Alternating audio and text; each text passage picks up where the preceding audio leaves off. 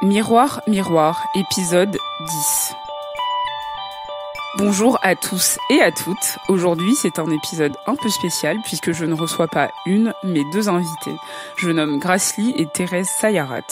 La première est écrivaine, elle vient de publier Jeune fille modèle aux éditions Fayard, mais elle est aussi réalisatrice et co-animatrice avec Rokhaya Diallo du podcast Kif Taras, produit chez Binge Audio.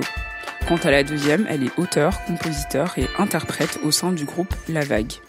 Elles sont toutes les deux présentes aujourd'hui pour parler avec moi d'un sujet que je souhaitais aborder depuis longtemps, la beauté des femmes asiatiques. Fétichisées et reléguées à des stéréotypes réducteurs, les femmes asiatiques sont peu souvent représentées à leur juste valeur. Avec Grace et Thérèse, on va tenter de comprendre comment sortir de ce miroir déformant et très loin de la réalité. Bonjour Grace et Thérèse. Bonjour. Salut. Grace, j'ai naturellement pensé à toi pour cet épisode parce que ça fait maintenant plusieurs années que tu te bats pour une plus juste représentation des personnes asiatiques dans les médias. Et dans ta web-série Ça reste entre nous, tu as réalisé un épisode spécial sur la beauté des femmes asiatiques dans lequel Thérèse participe. Pourquoi c'était important pour toi de le faire ? Déjà, je pense que naturellement, le cliché qui colle à la peau des Asiatiques, c'est celui d'être invisible. Invisible dans l'espace public, et donc les représentations des personnes asiatiques sont absentes de l'imaginaire collectif. Et j'avais envie, moi, du coup, comme j'ai grandi dans cette invisibilité, de rendre visibles ces personnes qu'on dit invisibles. Et d'ailleurs, quand on dit qu'une personne est invisible, c'est quelque chose d'assez singulier, parce que moi, jusqu'à preuve du contraire, j'existe et je n'ai pas de cape d'invisibilité. Donc, si je suis là, tu me vois. Donc, le fait d'être nommé comme invisible, c'est déjà, c'est plus pour moi un désir qu'on me projette, plutôt qu'une réalité. On constate pas une invisibilité, mais on désire que certaines personnes soient invisibles dans l'espace public. Et pourquoi c'était important de faire un épisode spécial spécifiquement sur la beauté des femmes ? Alors, je pense que la beauté des femmes, la beauté au féminin, pour les personnes asiatiques, elle revêt un caractère particulier parce que nous sommes des femmes, mais aussi il y a des spécificités qui sont liées au physique des personnes asiatiques et qui créent des oppressions, des injonctions spécifiques aux femmes asiatiques. Alors je pense notamment au sujet qu'on égrène dans l'épisode, c'est notamment les yeux. C'est-à-dire que la forme des yeux est quelque chose d'assez... on nous dit que tes yeux sont trop petits, ils sont comme ci, ils sont bridés. Moi, j'aime pas ce mot bridé, et ce que je dis, c'est que bridé, c'est quelque chose d'assez péjoratif, c'est connoté, c'est pas juste une description de la forme de l'œil, mais c'est aussi quelque chose de presque incomplet, tu vois. Et il y a aussi des choses qui sont liées à la peau, à la couleur de la peau. Évidemment, l'Asie n'échappe pas à l'envie de blancheur dans le monde entier. C'est global, hein, l'envie d'être plus blanche. Il y a de nombreuses femmes de par le monde qui se blanchissent la peau à coups de produits chimiques. Et l'Asie n'échappe pas à cette injonction-là. Donc voilà, questionner ça aussi, puisqu'il existe l'Asie, c'est un grand continent. Il y a des femmes qui sont très brunes, enfin des personnes très brunes dans certains endroits et d'autres plus blanches à certains. Enfin, donc c'est aussi une question. Et puis les cheveux, c'est-à-dire que la question des cheveux est aussi importante. Et je pense que ça, Thérèse peut en parler. On en parlera un peu plus tard, plus précisément. Mais qu'est-ce que ça vous a appris sur vous et sur votre rapport à la beauté de faire cet épisode, de participer à cet épisode ? Alors, en fait, je crois que ça m'a pas forcément appris des choses sur moi-même parce que je me connais pas trop mal, on va dire, même s'il y a encore du chemin. En revanche, j'ai appris plein de choses sur les filles qui étaient présentes et surtout j'ai compris ce qu'on avait à la fois en commun et à la fois de très différents. Et en fait, ce que j'ai surtout compris pendant le tournage et surtout après, c'est la force de ce qu'est cette émission, cette web documentaire série Ça reste entre nous. C'est qu'en fait, on part à chaque fois d'une communauté qui est donc la communauté asiatique, parce que Grâce veut donc donner la parole à cette communauté-là. Merci. Et par la suite, en fait, on parle à la fois des choses qui nous rassemblent, donc des problèmes, entre guillemets, rencontrés en commun, mais aussi énormément de nos spécificités. Et du coup, on se sent à la fois très unique au sein de la discussion, mais à la fois très unis. C'est assez bizarre, ce truc. Donc on passe par la communauté pour se rendre compte de la singularité, et on passe de la singularité ensuite à un truc qui est vachement à une certaine universalité. Et ça, je trouve que c'est super fort, parce que je me suis rendu compte à la fois en tournant l'épisode et à la fois à la projection au palais de la Porte Dorée, que en fait des problèmes qui à la base sont censés toucher juste des asiatiques, des nanas, en fait peuvent se reporter sur d'autres femmes noires ou hommes blancs, ou enfin je sais pas, enfin les questions d'identité en fait ce sont des questions, enfin c'est une question hyper profonde et qui concerne tout un chacun quoi. Donc ça c'est chouette. En préparant l'épisode, j'ai tout de suite eu en tête plein, alors entre gros guillemets, plein de figures de stars américaines, enfin de femmes asiatiques, et très peu françaises.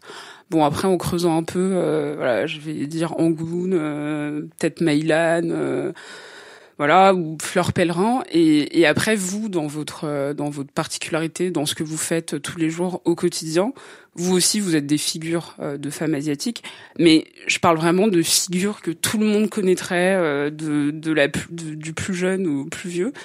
Et en fait, je me suis dit, c'est quand même un gros problème que naturellement, il y ait rien qui me vienne en tête immédiatement. Et du coup, je me demande comment on grandit dans une société, dans un pays où en fait, on se sent pas du tout représenté en dehors de son cercle familial.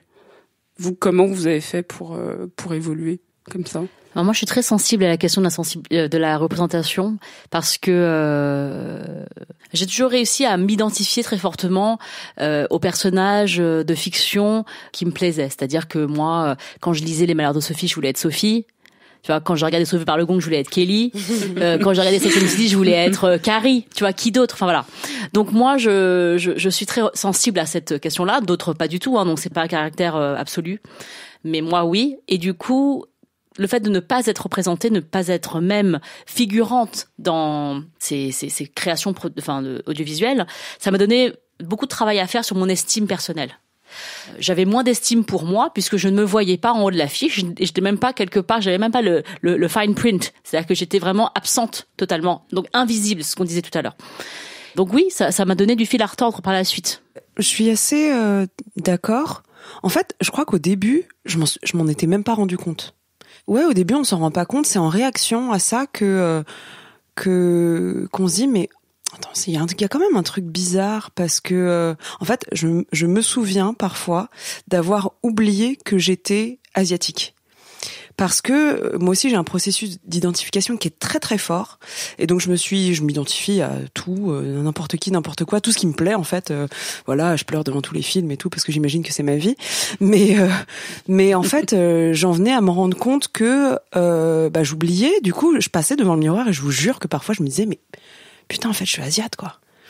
Et ça, c'est à partir de ce moment-là qu'on commence à se poser des questions, à se dire mais en fait, mais oui, mais je suis pas comme Britney, je suis pas comme Victoria Beckham des Spice Girls, ou je suis pas comme j'en sais rien qui d'autre, enfin peu importe. Je suis pas comme Laurie Neal que je rêvais d'être quand j'étais plus jeune. Et en fait, on se dit bah ouais, on se dévalorise, on se dit qu'on n'est pas assez bien pour être à la télé, au cinéma, être chanteuse, être au théâtre ou être danseuse quoi. Et donc ça c'est assez dur.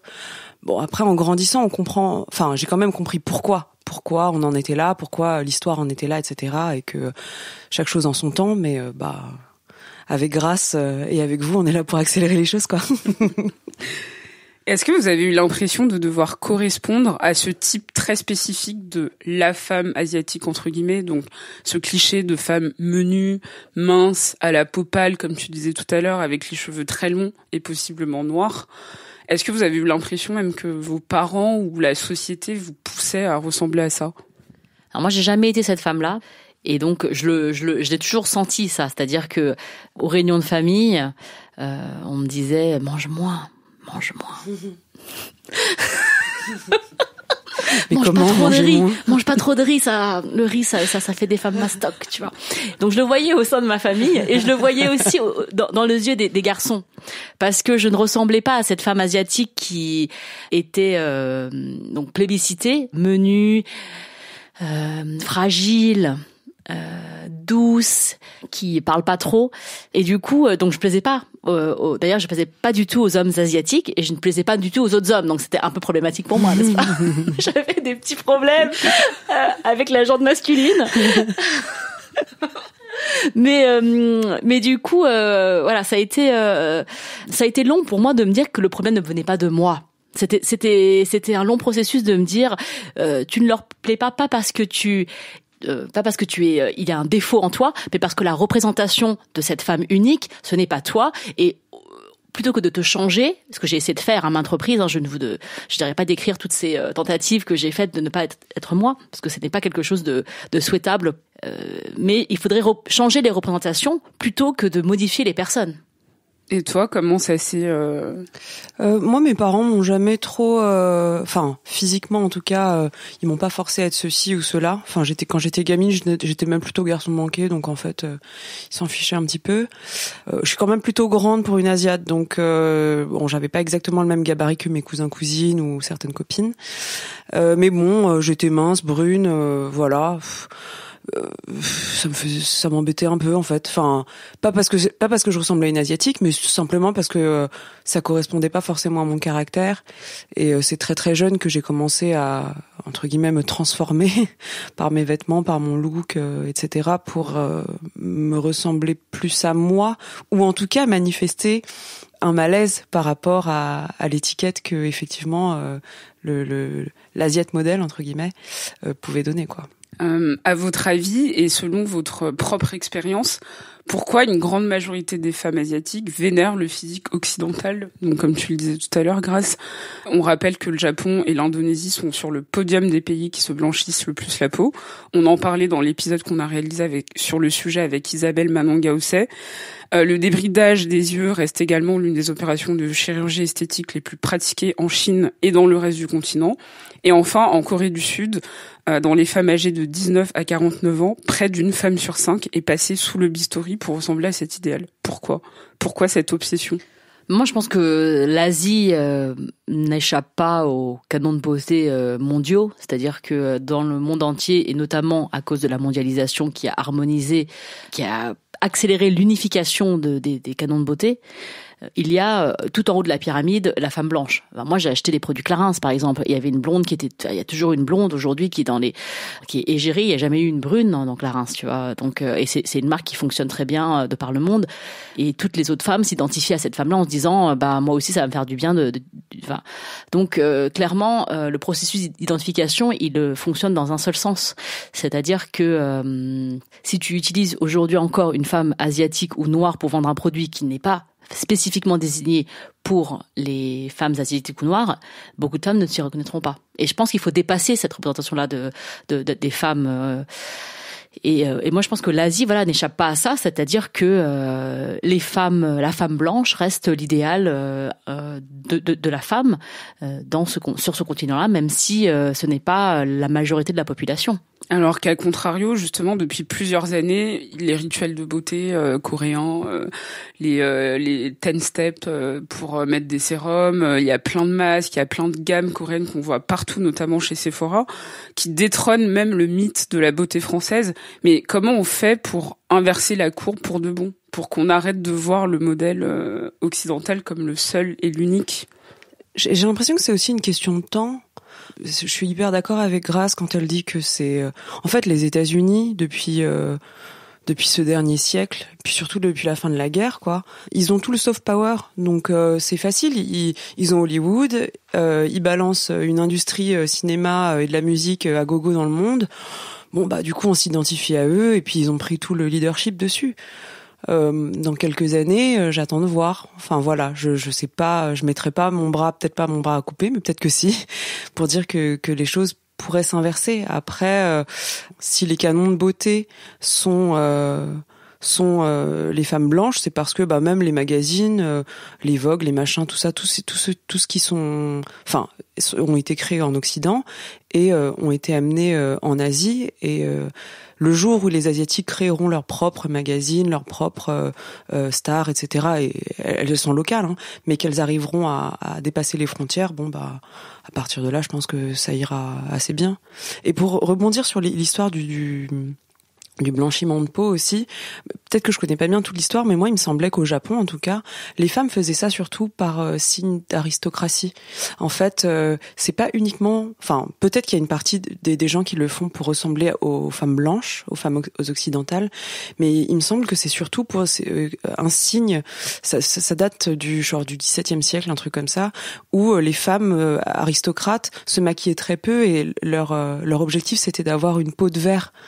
Donc contrairement aux gens qui travaillaient dans les rizières, qui étaient bronzés du coup, parce qu'ils se prenaient le soleil dans la tronche toute la journée. Et voilà, en fait, quand t'es bronzé en Asie, même aujourd'hui on le dit, hein, t'es un paysan quoi. Et moi je connais des cousines qui habitent en Thaïlande, au Laos, et qui sont comme moi mélangées à moitié chinoises, etc.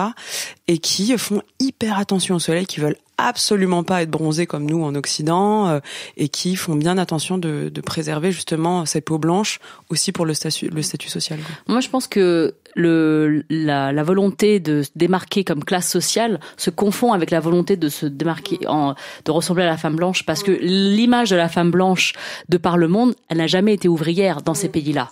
C'est-à-dire que autant en France, évidemment ça existe, enfin en France et en Occident ça existait des personnes blanches pauvres, mais dans les pays où il y a eu de la colonisation, où il y a eu des guerres, où il y a eu une présence militaire ou diplomatique, ou une présence blanche, elle n'était jamais de classe sociale inférieure aux personnes locales. Donc forcément la blancheur était associée à la supériorité de classe, mais du coup de tout, c'est-à-dire que un idéal à atteindre en fait. C'était, enfin moi mes parents ils sont nés au Cambodge, jusqu'en 53, en 1953, les dirigeants du Cambodge étaient blancs. Donc si tu veux ça bien sûr. Et à Hong Kong jusqu'en 97. Ah bah oui.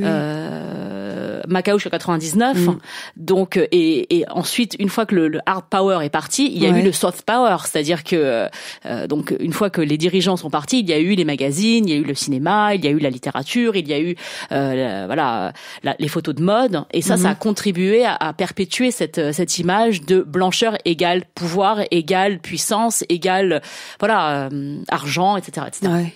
Mais justement, sur cette inversion de la courbe, c'est vrai que Vogue, qui est en Chine depuis 2005, je vois que plus les années passent, plus on voit de couves avec des stars locales, des mannequins locales ou des pays voisins.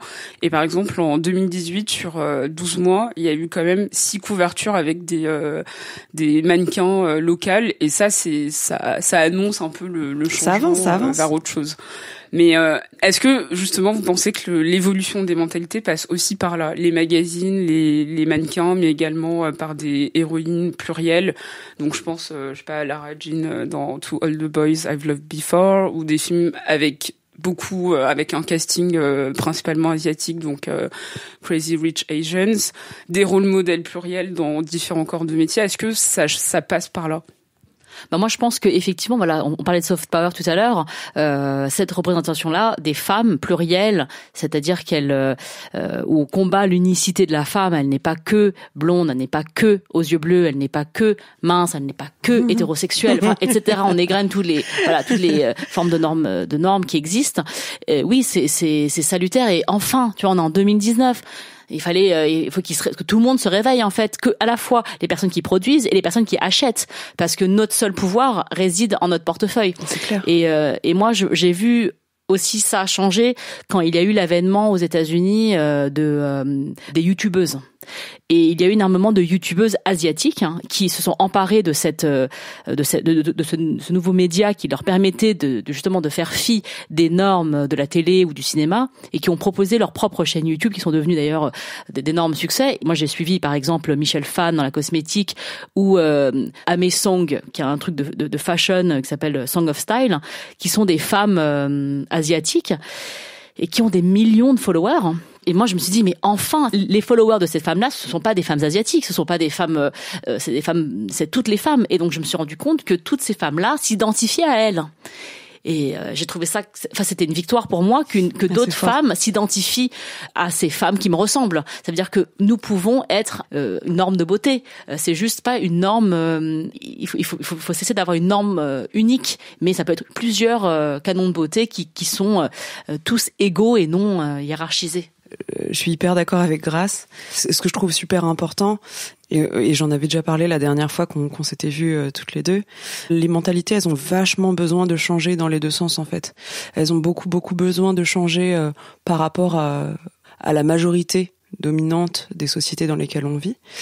C'est-à-dire de montrer aux gens par ce genre de modèle que un ou une asiate peut incarner tout type de rôle au cinéma ou être chanteur ou que sais-je, et aussi encore une fois travailler de l'intérieur la communauté et permettre aux jeunes générations et même à la génération actuelle, je nous compte dedans, de pouvoir s'affranchir des codes que notre propre communauté a pu faire porter sur nos épaules.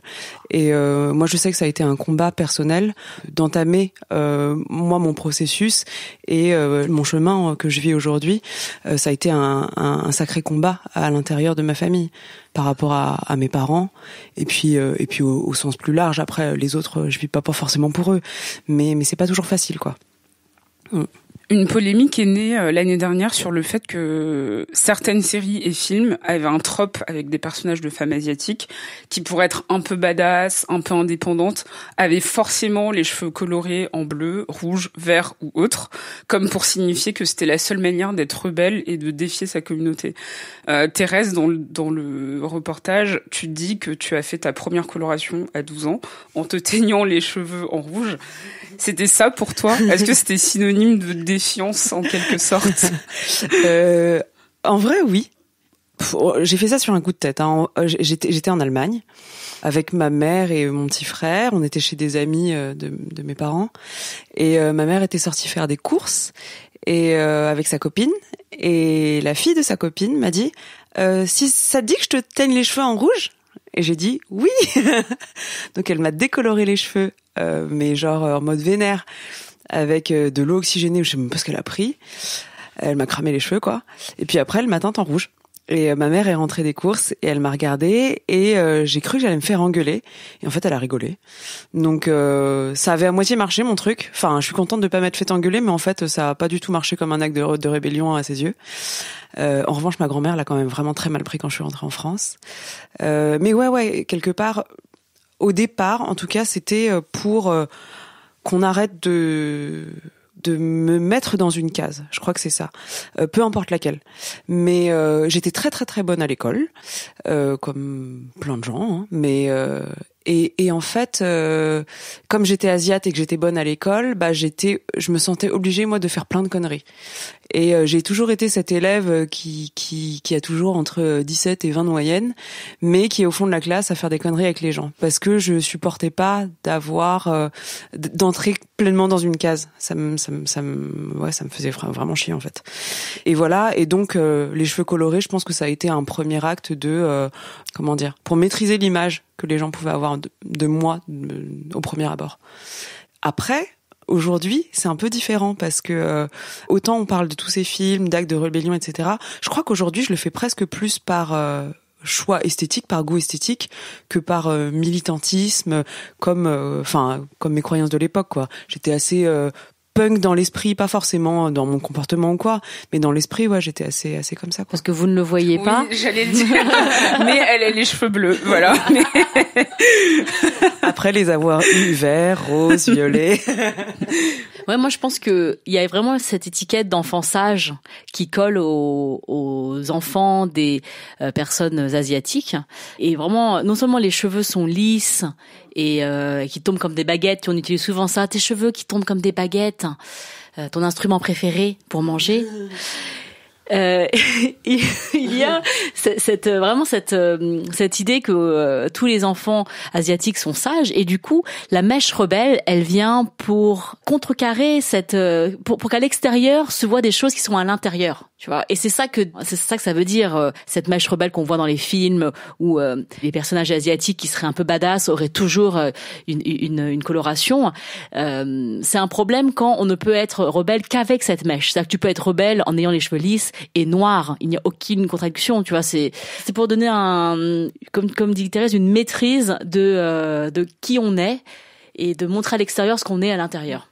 Mais justement, il y a un article du New York Times datant du 9 avril 2018 et écrit par Andrea Chang, je le mettrai en description de l'épisode, qui parlait du boom des cheveux blonds, donc platine notamment chez les femmes asiatiques, pour ressembler à la femme occidentale, mais pas que. C'est aussi tout un look un peu edgy avec des tatouages, des piercings, etc.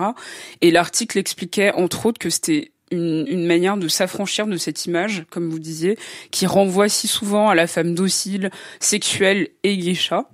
Donc avoir le look qui aiderait en fait à sortir de cette image. Est-ce que vous avez l'impression qu'effectivement ça aide à sortir de cette image ou ça la renforce juste d'une autre manière? Ça dépend des jours. Enfin, honnêtement, je pense que j'ai du mal à répondre de façon tranchée à la question. Moi, il y a des jours où, en ayant le look que j'ai, je me sens super moi-même affranchie de tout, parce que je me perçois d'une certaine manière. Et il y a d'autres jours où, la dernière fois, j'étais dans un bar, là, il y a pas longtemps, et je sentais un mec qui était en train de me reluquer. J'avais un choker, j'étais un peu comme ça, mais j'avais un rouge à lèvres noir, mes espèces de piercings et tout. Et je sentais qu'il me regardait parce que il se disait... je pense qu'il était dans un truc de fantasme japonisant, de manga, je sais pas quoi, alors que moi c'est pas du tout ça. Enfin, les gens qui me connaissent savent très bien que je regarde aucun anime, enfin genre aucun, j'en connais très peu par mon frère, mais je suis pas du tout dans cette culture-là. Je n'écoute aucun groupe de K-pop, désolé. Enfin, j'ai rien contre, mais c'est pas mon truc. Et en fait, les gens assimilent très vite, collent très vite une étiquette. Et non, enfin, moi, ça a aucun rapport avec tout ça, en fait. Mes colorations, elles viennent plutôt de Berlin à la base, entre guillemets. Enfin, dans l'esprit. Mes piercings, tout ça aussi.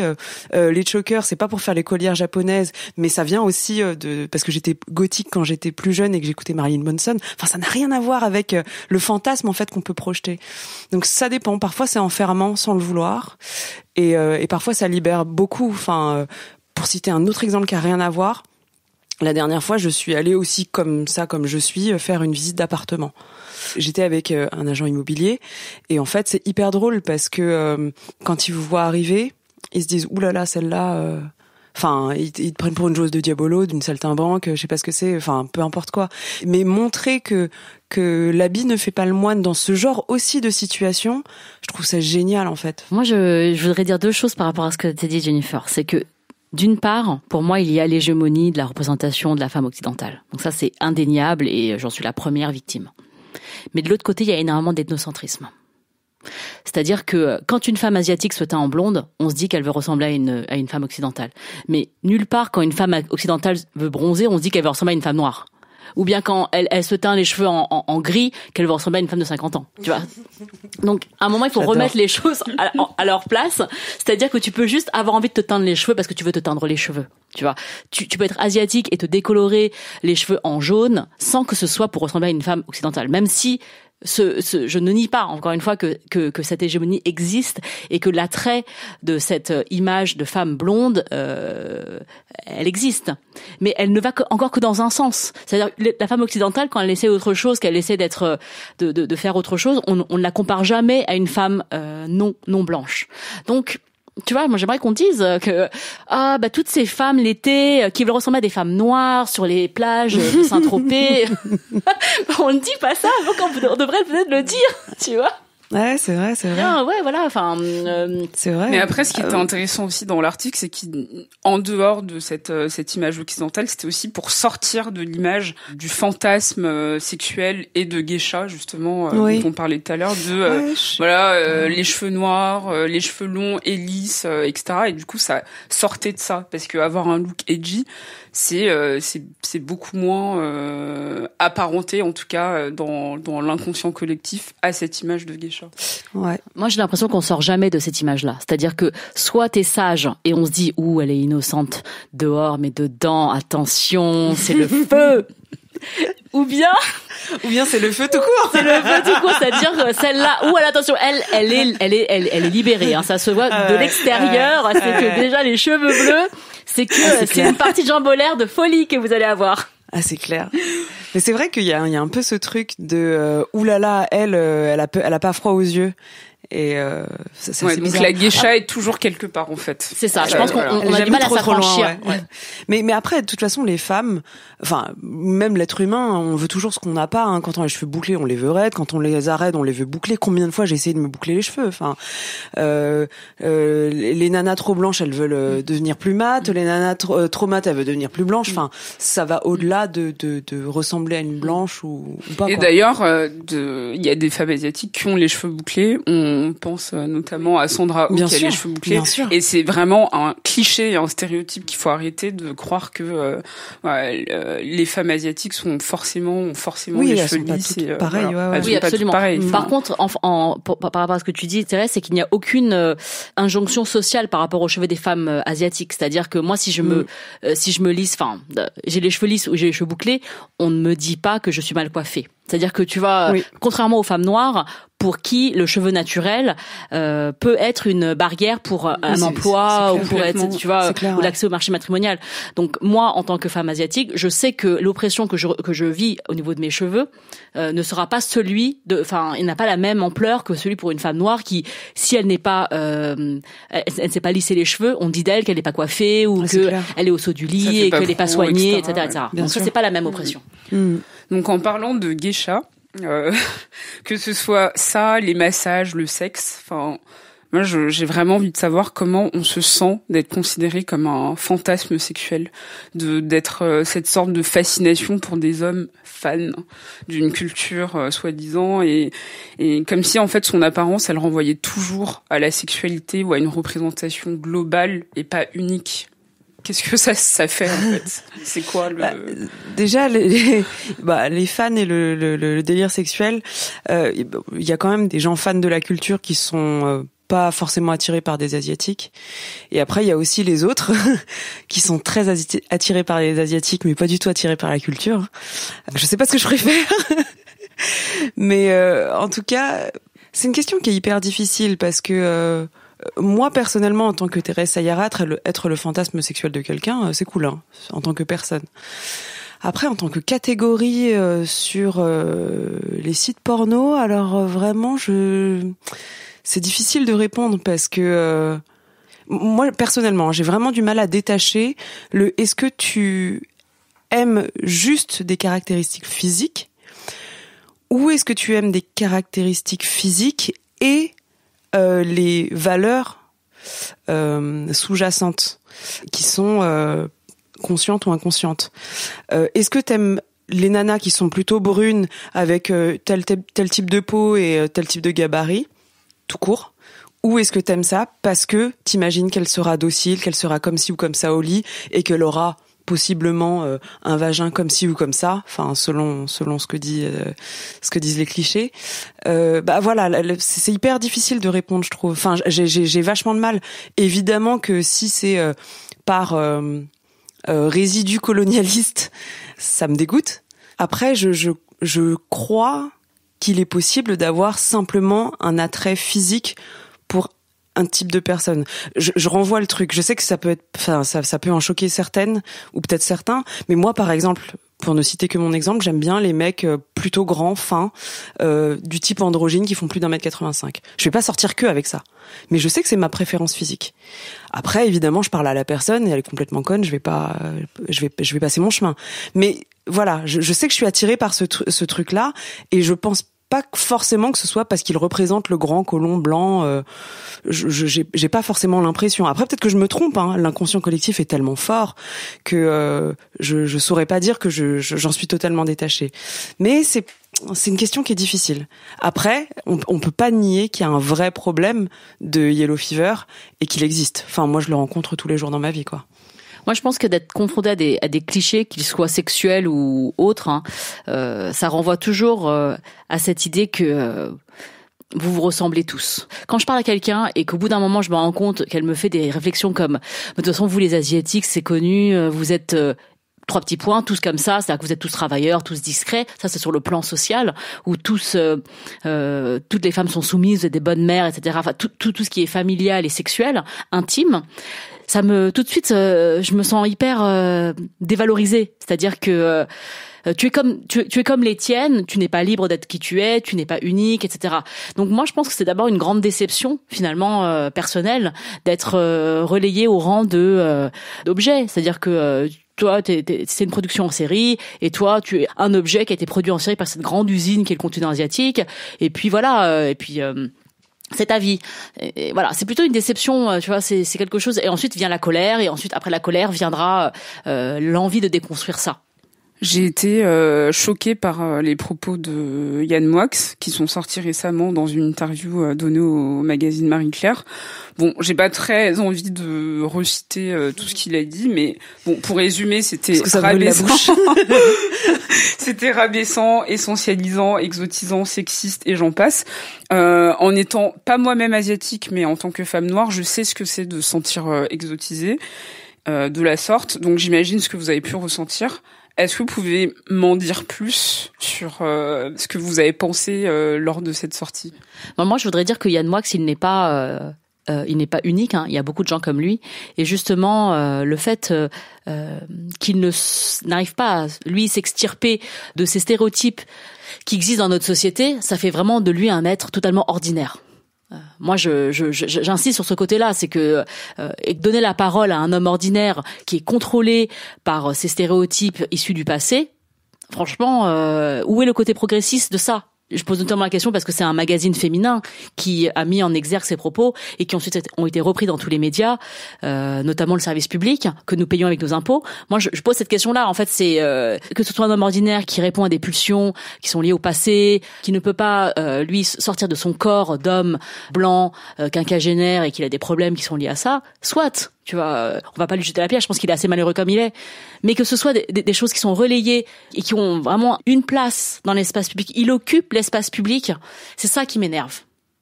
C'est ça qui m'énerve. Et heureusement qu'il y a des médias qui ont donné la parole à des femmes asiatiques et des femmes de plus de 50 ans. Merci, grâce d'avoir répondu. Et à plein d'autres choses. Il n'y a pas eu que ça. Il n'y a pas que le sexisme, l'agisme ou le racisme. Il y a aussi, quand il a dit, je veux faire des enfants et je veux pas m'en occuper. Mais de quelle année on parle?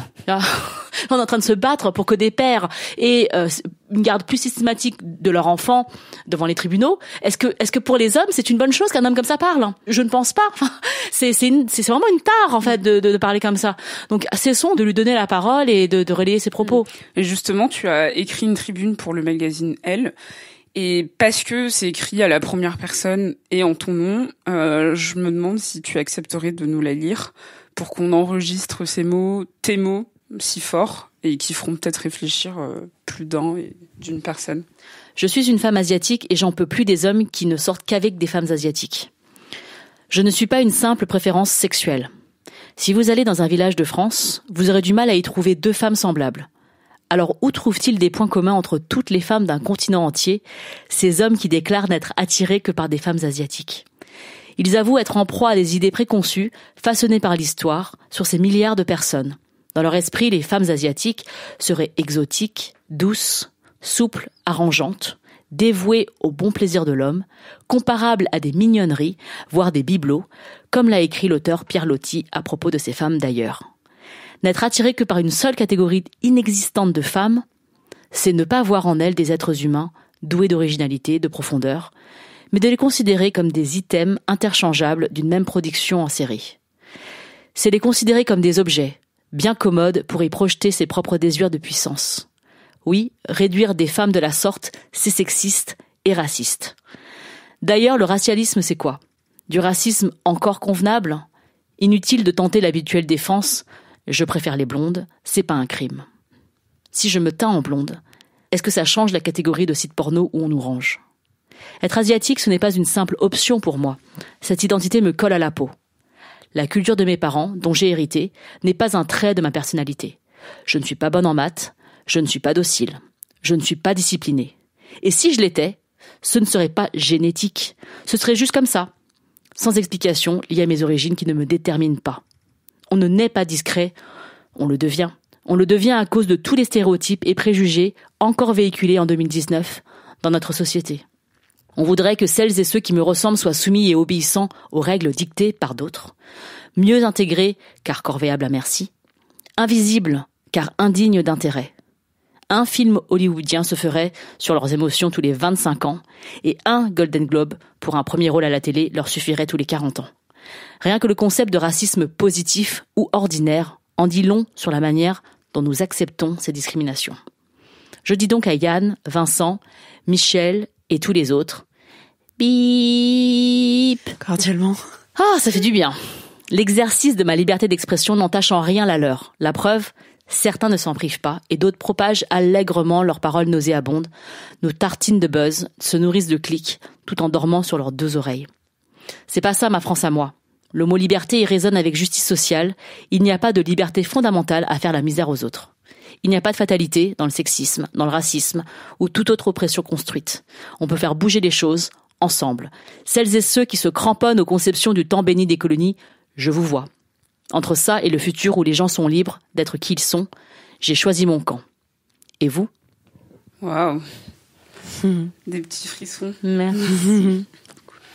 Alors, sur ces paroles si puissantes, j'aimerais savoir ce qui vous a aidé, ce qui vous aide aujourd'hui à vous accepter, à vous trouver belle selon vos critères à vous, selon vos envies et à embrasser votre identité de manière globale. Ce qui aidera peut-être une personne qui nous écoute et qui a du mal à se définir. J'avais fait une petite liste, parce que c'est toujours les questions les plus dures, ça. Ça peut être n'importe quoi. Tu penses à plein de trucs, et puis après... un voyage initiatique, enfin n'importe quoi, quelque chose qui vous a vraiment aidé. Parce que l'idée, c'est de finir quand même sur une note plus... après avoir ressassé la merde. Ouais, c'est ça. Moi, en fait, c'est marrant parce que j'ai l'impression de voir tout le temps des signes dans la vie, donc tout m'inspire. Je suis dans le métro, je vois un truc jaune qui me fait penser à un truc jaune que j'ai mangé ce matin, du coup je me dis machin. Enfin bref, tout ça pour dire que c'est multivectoriel, mais en ce moment, je suis en train de lire un bouquin en fait de Carl Gustav Jung. Bon, c'est un peu, faut être en forme pour le lire, hein, mais c'est vachement bien.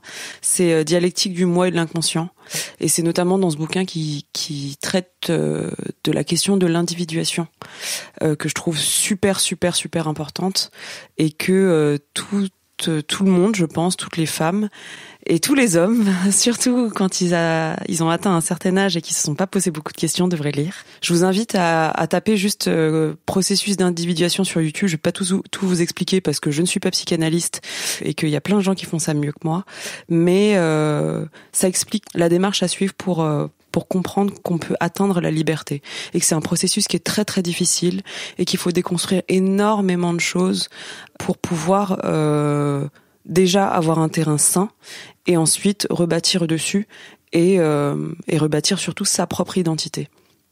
Et pas ramener des bouts de ce que voulait maman, papa, ta maîtresse, ton patron, etc., etc.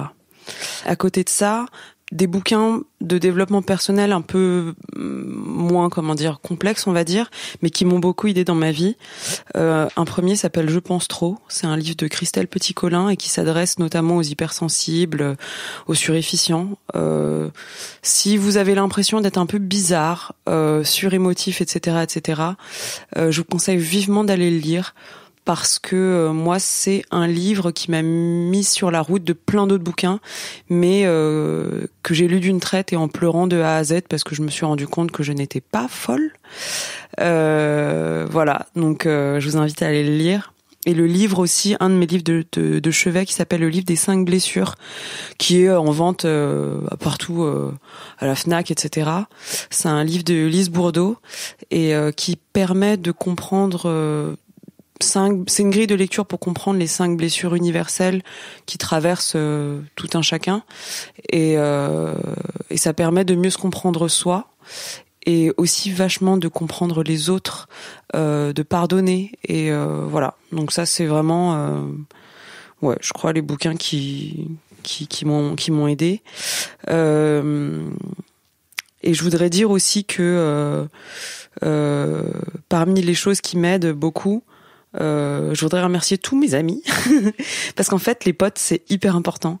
On n'a pas forcément le choix de sa famille, mais on a le choix de ses amis. Entourez-vous bien. La vie est courte, tous les éléments polluants qui vous amoindrissent, etc., qui vous volent de l'énergie, cela faut couper. Ça, ils servent à rien. Ne gardez que les gens qui vous énergisent. Ils auront peut-être moins d'énergie un jour, mais vous en aurez pour eux, et vice versa. Et ça, je pense que c'est hyper important. Dernière chose, et après je vous laisse, je suis désolée, je suis super bavarde, mais on est là pour ça. Ouais. Non, il y a 2 dernières choses. Ce qui m'aide aussi vachement à m'accepter, c'est forcément les initiatives comme celle-ci. Ça reste entre nous.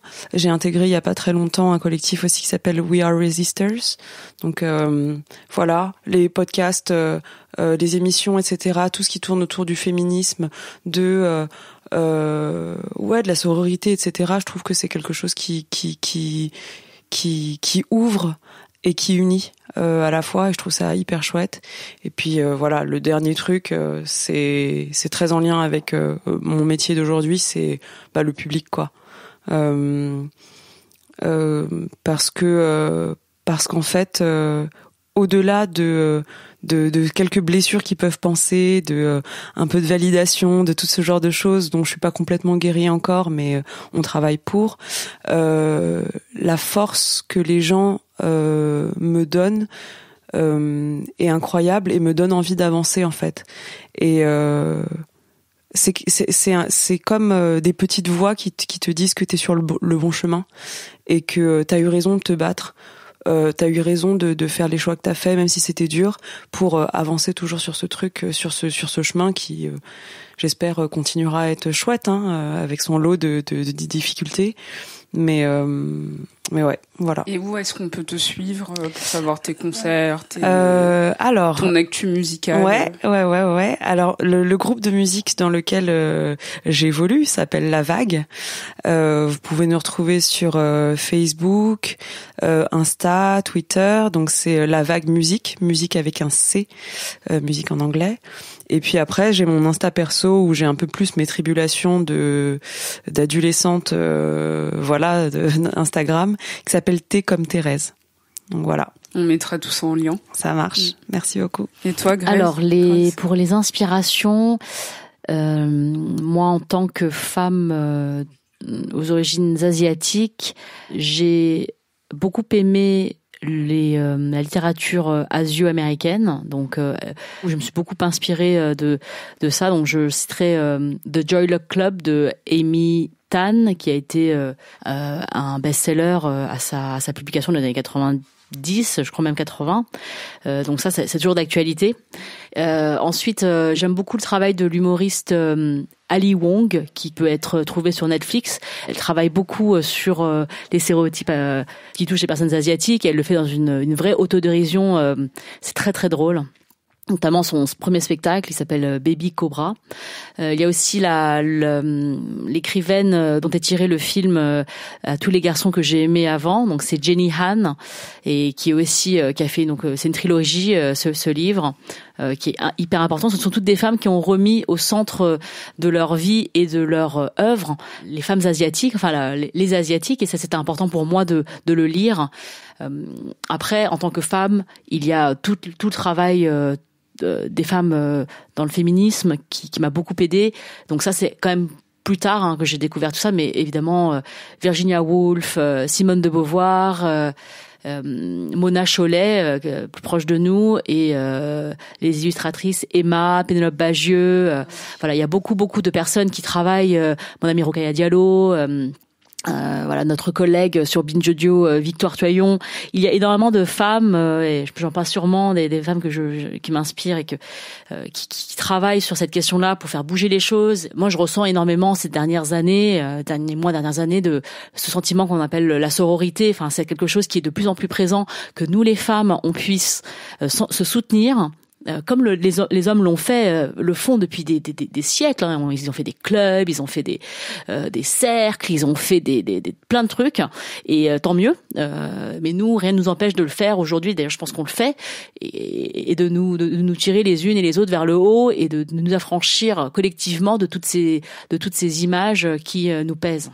Et merci à toi aussi pour tout le travail que tu fais, parce merci. que c'est aussi merci, grâce à vos initiatives, à ce que vous faites tous les jours, qu'on arrive à dépasser cette pensée, à aller plus loin dans la représentation justement des personnes asiatiques, mais notamment des femmes. Et c'est aussi pour ça que cet épisode existe. Oui. Voilà. Et donc l'épisode Ça reste entre nous sur la beauté au féminin sera disponible sur YouTube le 15 février. Et avec Thérèse, on projette 3 épisodes de la saison 2 de Ça reste entre nous le 9 février à la mairie du 13e dans le cadre de la fête du printemps. Donc c'est la célébration du nouvel an lunaire avec la mairie du 13e. Donc c'est le samedi 9 février à 19h, c'est entrée libre. Donc n'hésitez pas à nous retrouver sur Facebook et à vous inscrire. On mettra les infos. Merci. Et dans la même lignée, du coup, la semaine suivante, le 16 février, les festivités du nouvel an chinois continuent à la mairie du 13e, et j'aurai le plaisir d'aller chanter là-bas 2 chansons. Donc pareil, spectacle gratuit avec plein d'artistes. N'hésitez pas à venir. Voilà, c'est limité à 300 personnes, je crois. Mais faites 500, je pense. 500. Ah oui, c'est 500. Mais l'année dernière, c'était blindé, donc venez. Allez, tous les auditeurs. Bah merci beaucoup Thérèse et Grace. Merci à toi. Merci Jennifer. C'était l'épisode 10 de Miroir Miroir. Merci de nous avoir écoutés. Et si l'épisode vous a plu, n'hésitez pas à laisser 5 étoiles sur iTunes et à m'envoyer des petits messages sur les réseaux sociaux pour me donner vos avis. Pour réécouter tous les épisodes, rendez-vous sur le site de binge.audio et sur toutes les plateformes de streaming audio. Merci. À dans 2 semaines. Binge.